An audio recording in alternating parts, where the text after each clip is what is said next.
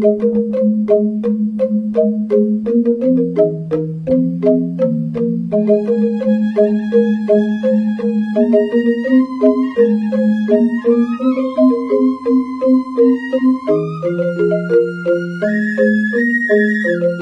Swastiastu, kembali lagi di channel Santi Dharma Chandra. Saat ini Santi berkunjung di salah satu subscriber penonton channel YouTube Santi Dharma Chandra untuk support UMKM ya kan di kuliner. Nah, di sini di warung Aji Chinese Food Selera Nusantara. Jadi Aji jualan untuk makanan-makanan kuliner-kuliner yang ada di daerah sini. Nah, tepatnya ini di dekat di rumah sakit Puri Raharja. Nah, kalau untuk di sana itu dekat dengan Polda Bali ya, Ji ya.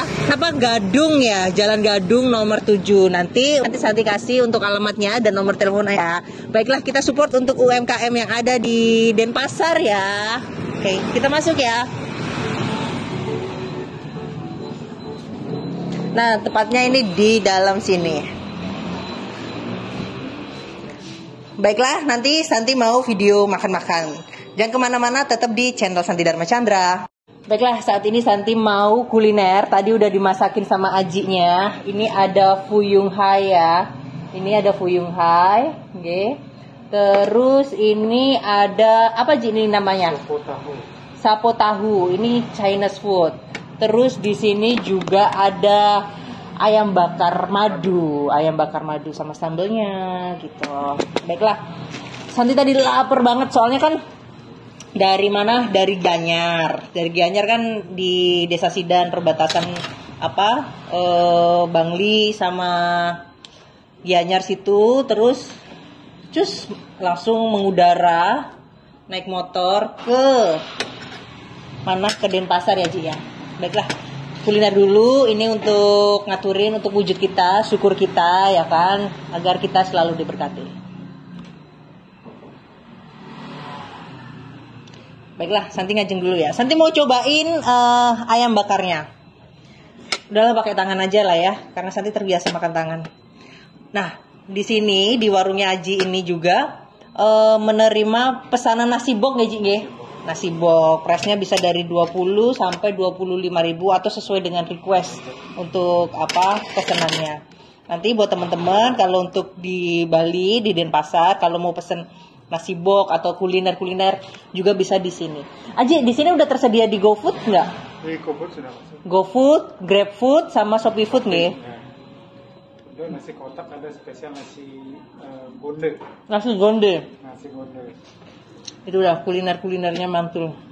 Enaknya. Tahu aja kalau Santi doyan makan. Ini yang masak Aji langsung loh ya. Nanti kita ngobrol-ngobrol sama Aji.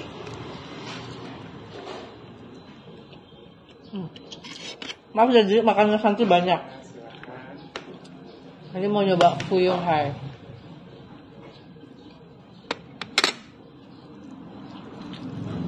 rasanya bagaimana?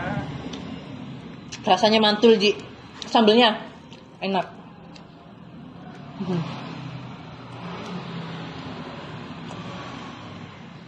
Fuyung hai itu dikasih sayur juga ya, kayak nanas gitu juga Ji ya.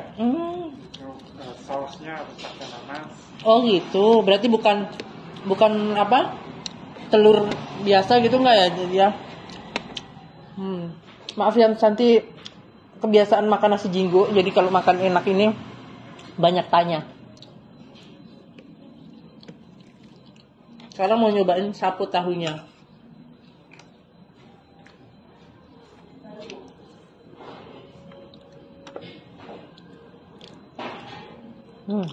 Mantap.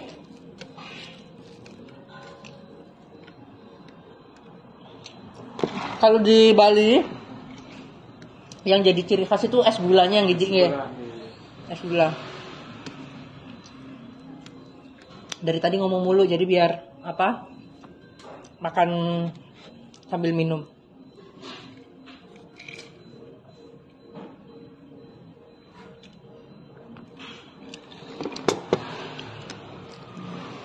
Kalau biasanya di sini untuk ayam bakar madunya satu porsi berapa Ji? Ayam bakar madu sesuai di menu. Oh, di menunya ada ini flashnya. Ya, sesuai dengan. Oh, nasi gorengnya 15.000 aja. Mie gorengnya 15.000. Sapu tahu sebanyak ini cuma 17.000. Mantap.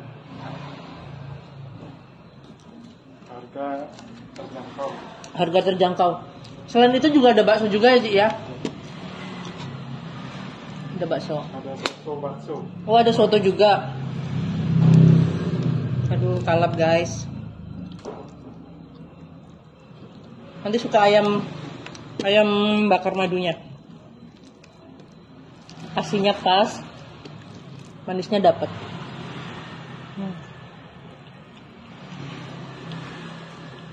Selain ayam bakar madu ada ayam taliwang. Oh, ayam taliwang juga ada. Yang khas Lombok ya, Ji ya? Tapi sudah dimodifikasi. Baiklah, saat ini Santi mau nerusin ngajengnya dulu.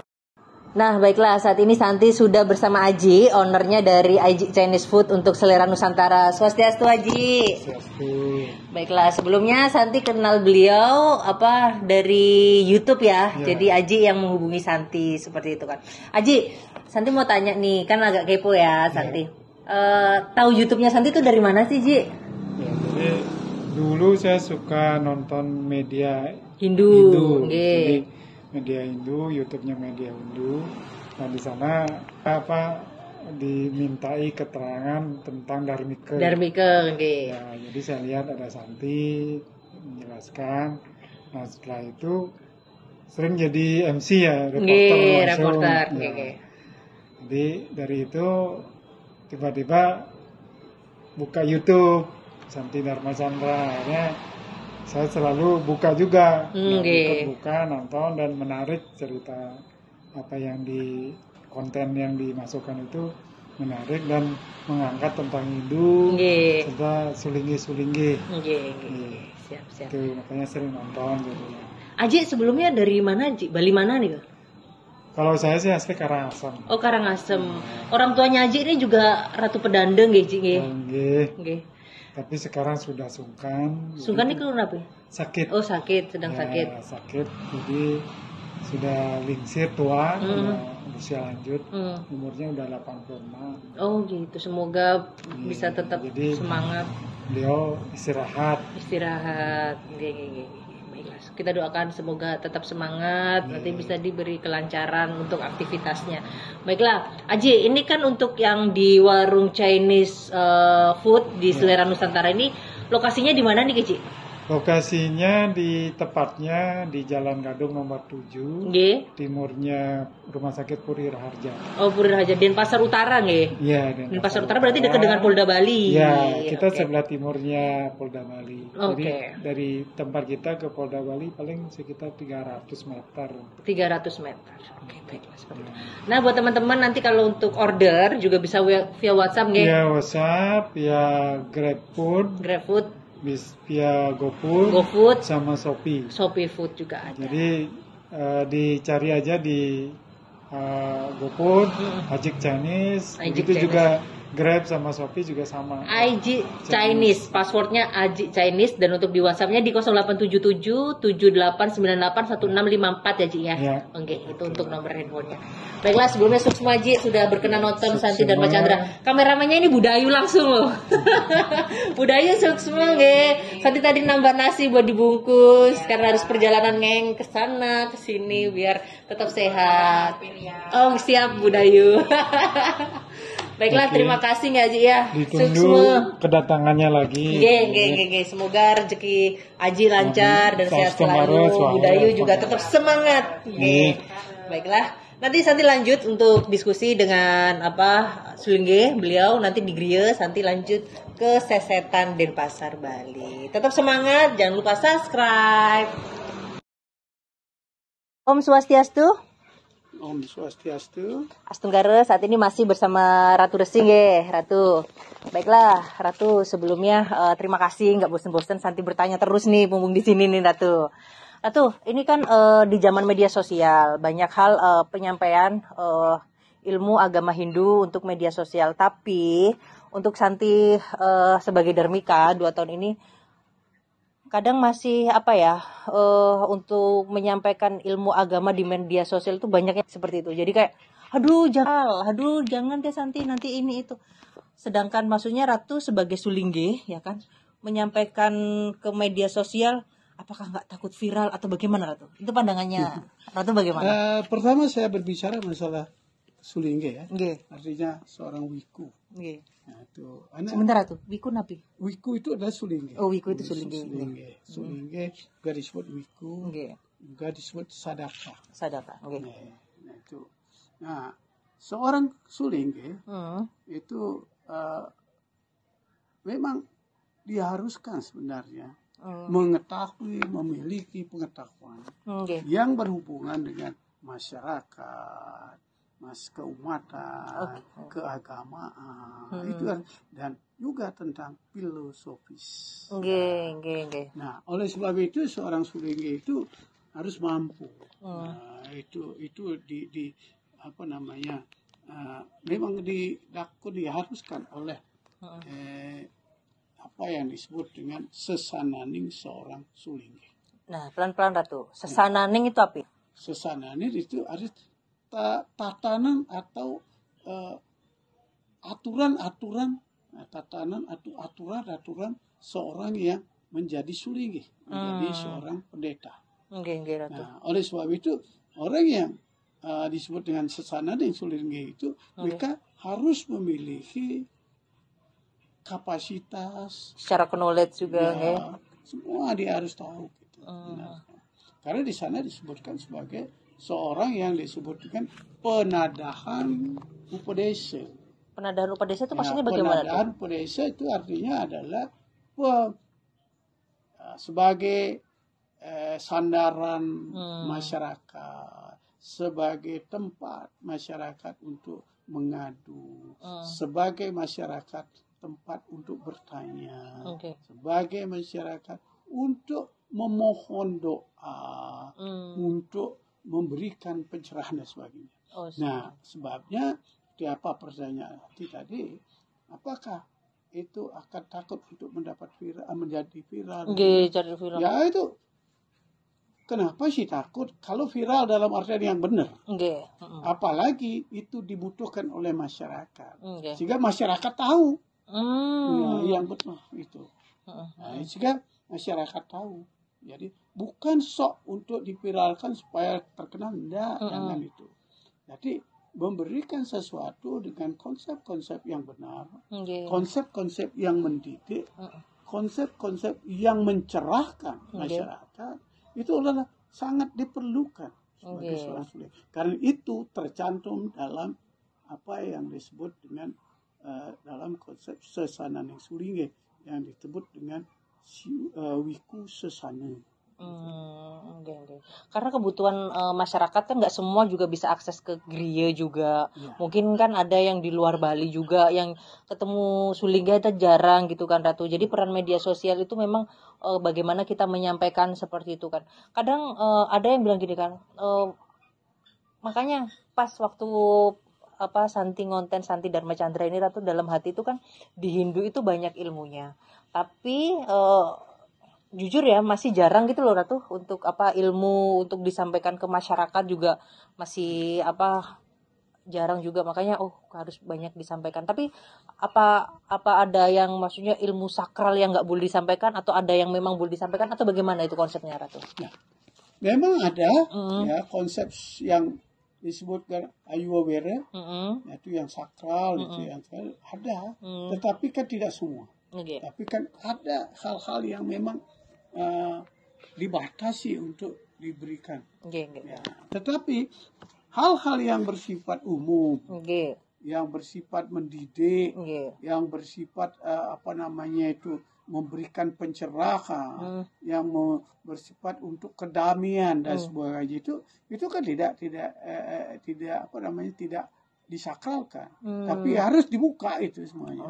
Sehingga betul seperti apa yang saya katakan tadi sebagai penadahan upadesa, jadi bisa memberikan pencerahan kepada masyarakat, karena tugas daripada seorang sulingge itu kan mencerahkan, mencerahkan, sehingga masyarakat bisa paham, bisa mengerti, tidak istilahnya kalau orang Bali mengatakan mula keto saja. Mulu gitu tuh Ya.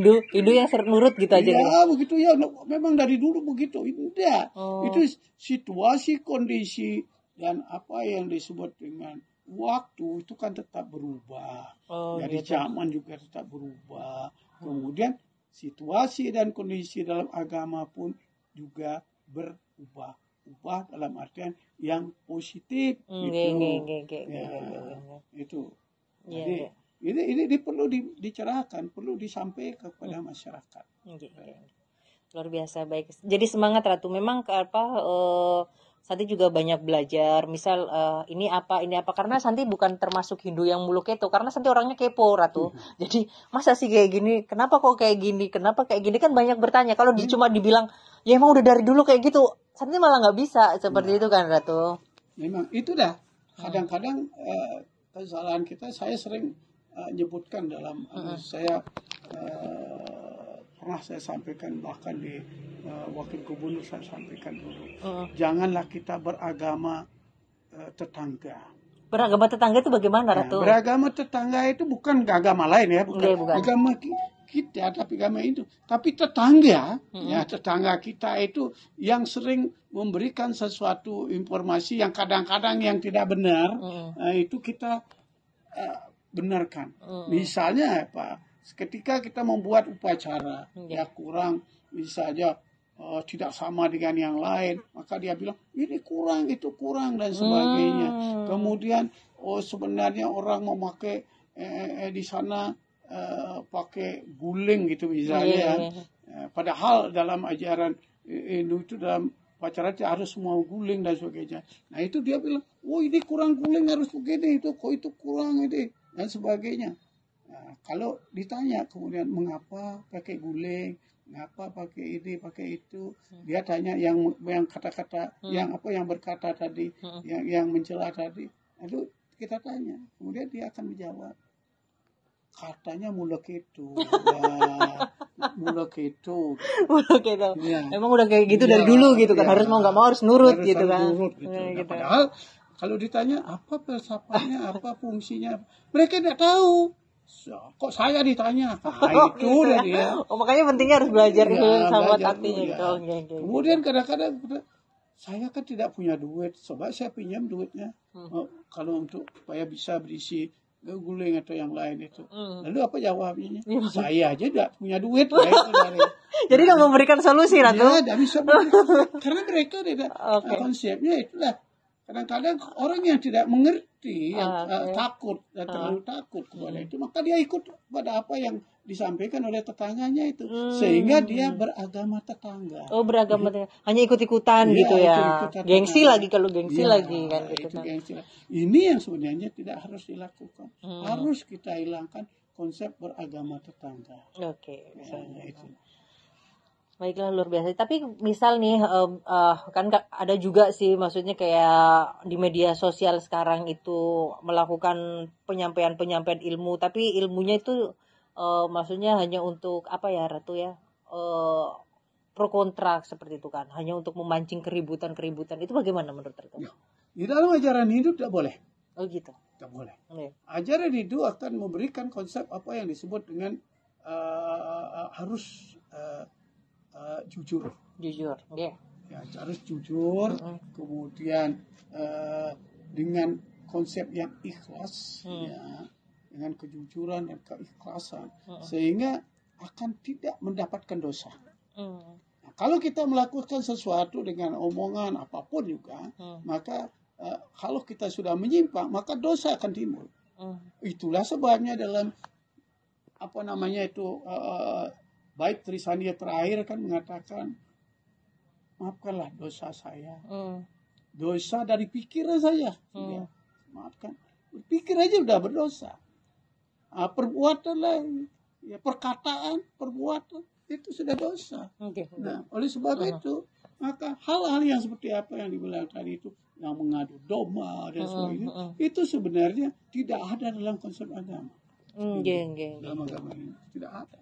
Tidak ada konsep itu ada konsep yang menimbulkan permasalahan. Iya. Kalau sudah menimbulkan permasalahan, berarti konsep itu adalah konsep yang tidak baik.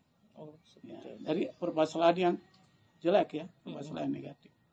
Ya. Baiklah, Ratu, sebelumnya Ratu sendiri sebagai napi sulingge untuk saat ini, sebelumnya belajarnya itu bagaimana sih, Ratu?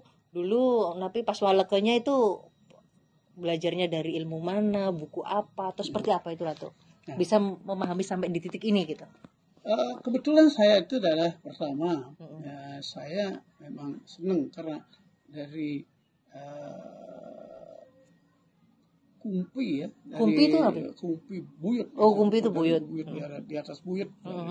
Itu adalah kebetulan sulingge juga dan kebetulan senang sastra. Yeah. Ya, tapi kakek, buyut, kemudian bapak sudah senang sastra. Yeah. Jadi saya belajar senang itu, sehingga saya sendiri punya perpustakaan ini. Perpustakaan begitu. Dan kemudian kedua adalah saya senang baca. Nah, karena saya kebetulan pernah juga sebagai wartawan. Jurnalis juga enggak tuh, jurnalis juga. Dan kebetulan saya kuliahnya ya itu adalah di agama. Di kampus mana nih tuh? Kalau dulu masa namanya IHD, sekarang namanya UNHI. Oh, dulunya IHD, sekarang UNHI itu, Universitas Hindu ini ya tuh. Itu saya kuliah dulu S1-nya itu lama, karena kalau zaman dulu itu S1-nya itu sampai 11 tahun baru bisa tamat. Zaman dulu itu tuh? Ya, zaman dulu dari tahun 70-an itu. Ya, saya tuh sampai sehingga saya ngambil S1 kemudian juga S2 juga. Ya. Agama juga? Agama. Saya harus linear. Oh, linear nih. Ya, harus linear. Sehingga saya juga sebagai dosen. Oh, dosen juga ya, pas walaka nih tuh? Ya, pas walaka bahkan saya masih sudah jadi sulingge. Masih dosen? Dosen. Di mana itu? Kampus mana tuh? Di kampus UNHI. UNHI juga. Ya. Oh. Dan juga sudah, kalau waktu walaka pernah juga saya mengajar di UNUD. Udayana juga pernah, dan Stikes juga. Oh, Stikes, Sekolah Tinggi Ilmu Kesehatan itu ya tuh. Di sana. Nah, itu tapi tetapnya saya ada di UNHI. Yang sekarang UNHI, kalau dulu IHD. Nah, itu. Nah, sehingga belajar tentang agama, kemudian belajar tentang hal-hal yang demikian itu yang dia dapatkan dari dari kampus, ya, dari pendidikan, dan juga saya kebetulan ya juga banyak juga orientasi ke pariwisata dan sebagainya, sehingga kemana-mana berarti enggak tuh nggak? Ya sudah keliling dunia. Ya sudah. Kecuali satu. Nabi. Afrika yang belum satu Afrika. Kalau sudah Eropa, Cina gitu kan. Ya, Eropa, Asia, Amerika, Australia dan sebagainya. Sampun lah. Itu asungkara dari Ida Utara. Sehingga semua kita kan bukan disebabkan oleh apa? Ada mungkin perjalanan hidup saya. Sehingga untuk belajar banyak saya dapat belajar dari masyarakat, dari perjalanan juga. Jadi itu yang memberikan saya pengetahuan yang seperti sekarang. Nah itu, sehingga pengetahuan yang baik itu yang harus kita serap. Sehingga saya sendiri kan saya tidak punya kekayaan saya hanya buku-buku. Nah, oleh sebab itu saya punya perpustakaan seperti ini. Mungkin banyak yang melihat loh, kalau dia lihat buku ini kok banyak sekali, untuk apa? Nah, itu mungkin kalau dulu dikumpulkan uangnya mungkin banyak ya. Saya paling senang itu. Tapi setelah jadi sulingge masih belajar atau memang udah stop lah karena udah jadi sulingge nih gitu, bagaimana? Apa masih tetap belajar? Harus tetap belajar. Oleh sebab itu dalam sesanan yang sulingge menyebutkan bahwa sulingge itu harus tetap belajar. Belajar. Karena kita tidak tahu bahwa perubahan terjadi. Ya. Perubahan itu kita harus ikuti. Ya, sehingga kita harus belajar. Sehingga kita tidak ketinggalan.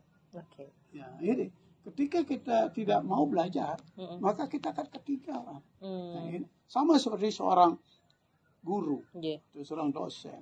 Orang dosen itu sebenarnya dia harus tahu minimal 15 atau minimal 5 menit sebelum yang ngajar. Jadi dia harus tahu lebih dulu. Nah, kita pun sebagai sulinge harus tahu lebih dulu daripada masyarakat. Nah, karena konsep seperti apa yang saya katakan tadi menjadi sandaran masyarakat adalah sang sulinge.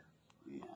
Sehingga orang akan bertanya, ada begini, ada. Karena kadang-kadang banyak pertanyaan yang macam-macam, yang kadang-kadang bagi masyarakat yang biasa kadang-kadang tidak masuk akal.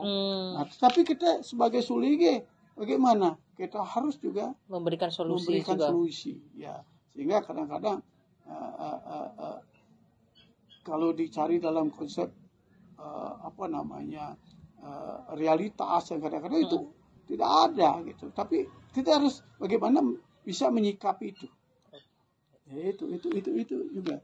Berarti kalau untuk seorang sulinge bukan hanya untuk upakara saja ya Ratu ya? Tidak. Atau muput aja gitu? Tidak.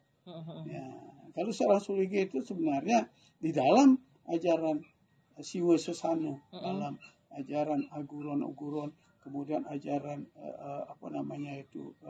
Sesananing seorang wiku, itu harus tahu macam-macam, itu. Sehingga harus sebab itu kalau kita baca buku yang disebut dengan Menawa Dharma Sastra, nah, itu banyak hal yang harus dilakukan, sampai politik pun ada di sana. Oh, seperti itu. Ya. Ilmunya banyak ya tuh ya. Tapi kita seorang sulinge kan tidak boleh berpolitik, sama gitu. sekali tidak boleh berpolitik. Tetapi ilmu politik pun ada di sana. Oh, gitu. Kayak ilmu pemerintahan juga ilmu gitu. Pemerintahan ada di sana. Itu harus memang di dalam Menawa Dharma Sastra memang ada yang dipelajari itu. Nah, tapi itu harus dipegang dalam diri kita. Sehingga nanti kalau orang bertanya, kita harus bisa sedikit menjawab. Ya, seperti itu. Baiklah, luar biasa Ratu. Semoga tapi kira-kira gini Ratu, karena banyak yang kalau mau bertanya ke sulinge itu takut Ratu. Bagaimana itu? Bagi saya tidak. Kok kegerian sih? Kok ketemu sulinge sih gitu Ratu? Nah, saya itu mungkin karena saya seorang dosen juga ya. Kemudian seorang pernah sebagai seorang wartawan. Jadi kalau dengan saya paling mudah. Saya punya HP ini ya. HP saya ini terbuka 24 jam. Bayangkan setiap malam pun ini terbuka, tidak pernah ditutup, tidak pernah saya matikan. Itu tetap ada. Jadi saya tetap kalau ngecek itu ada miss call atau tidak. Itu harus miss call, saya yang calling lah.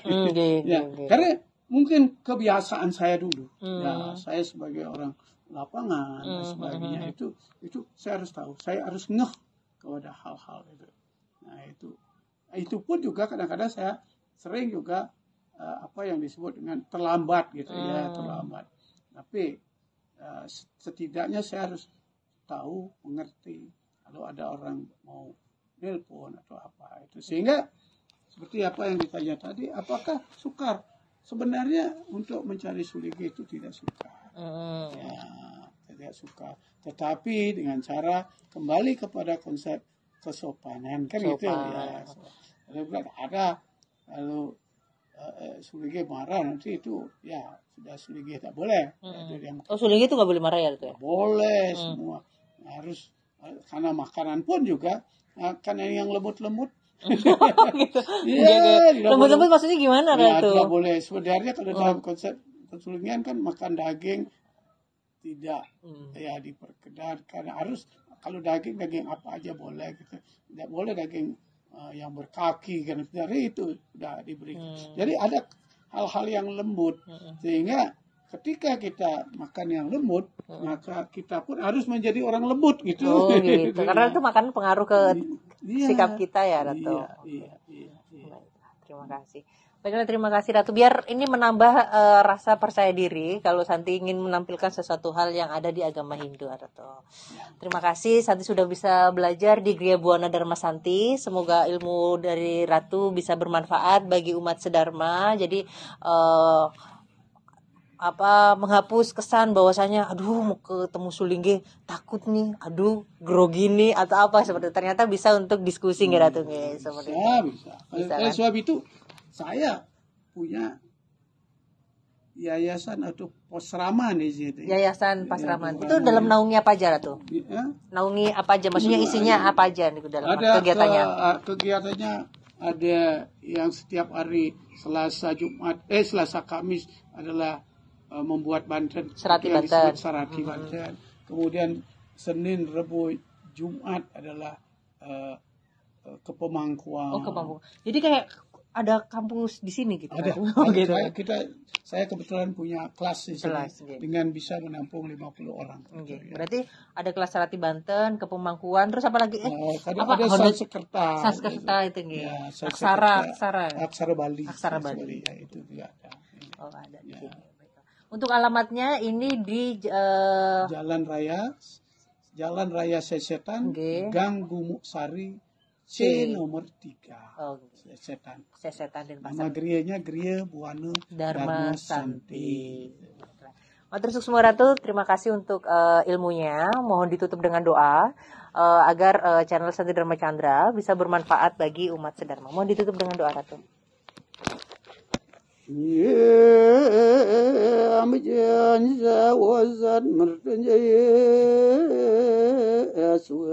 Rinayana Chaturana Pite Varnaya Pite Sang Sarve Klesha Vidasada Sarvarage Vimurchanam Sadir Om Kesama Sampurna Masam Sri Pasupati Empat Om Sri Ambuantu Skambuantu Punambuantu Paripurna Om